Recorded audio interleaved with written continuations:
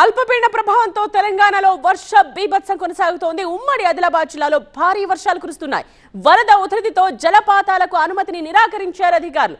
ఇక మంచిర్యాల జిల్లాలో 23 సెంటీమీటర్లకు పైగా వర్షపాతం నమోదైంది. అనేక చోట్ల రాకపోకలకు అంతరాయం కలుగుతోంది.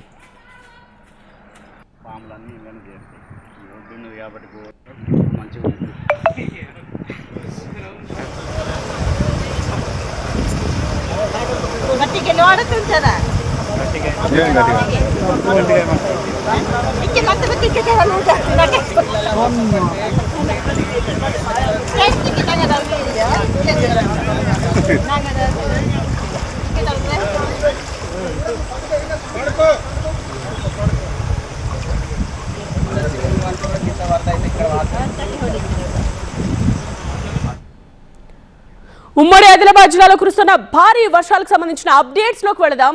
మా ప్రతినిధి నరేష్ లైవ్ లో జాయిన్ అవుతున్నారు దీనికి సంబంధించిన కంప్లీట్ డీటెయిల్స్ తో. సో నరేష్, అక్కడ పరిస్థితి రైట్ నౌ ఎలా ఉంది? ప్రజలకు ఏమని హెచ్చరికలు జారీ చేస్తున్నారు అధికారులు ఎలా అలర్ట్ గా ఉన్నారు? ఉమ్మడి ఆదిలాబాద్ జిల్లా వ్యాప్తంగా ఇప్పటికే రెడ్ అలర్ట్ జారీ చేశారు. నిన్న రాత్రి నుండి ఎడతెరిపి లేకుండా వర్షాలు కొనసాగుతున్నాయి. దీంతో పాటు మహారాష్ట్ర ఎగువన కురుస్తున్న వర్షాలతో ప్రాణహిత, పెనుగంగ, గోదావరికి వరద ఉధృతి పోటెత్తుతుంది. ఈ వరద ఉధృతి కారణంగా కడెము, ఎల్లంపల్లి ప్రాజెక్టులు కూడా భారీగా వరద నీరు వచ్చి చేరుతుంది. ఏకంగా కడెంకు 1,75,000 ఇంట్లో అవుట్లో కొనసాగుతున్న నేపథ్యం కనిపిస్తుంది. ఎల్లంపల్లిలో కూడా అంతే స్థాయిలో వరద నీరు వచ్చి చేరుతుంది. మరోవైపు మంచిర్యాల జిల్లాలో మేజర్ గా బెల్లంపల్లి పట్టణంలోని పలు కాలనీలో జలదిగ్బంధంలో చిక్కున్న పరిస్థితి. రామ్నగర్ కు సంబంధించిన ఆ వంతెనపై నుంచి వరద నీరు పారడంతో కాలనీలోకి భారీగా వరద నీరు వచ్చి చేరింది. రైల్వే వంతెన పైన ఉన్న వరద నీరంతా కాలనీలోకి వచ్చి చేరడంతో జలదిగ్బంధంలో కంటిన్యూ అవుతున్న పరిస్థితి. దాదాపుగా 8 గంటల నుంచి జలదిగ్బంధంలో ఉన్నారు రామ్నగర్ కు సంబంధించిన బెల్లంపల్లి పట్టణంలోని కాలనీ వాసులు. మరోవైపు నెన్నెల మండలంలో, ఇటు తాండూరు మండలంలో, బోయపల్లిలో కూడా అలాంటి సిచ్యువేషన్ కనిపిస్తుంది.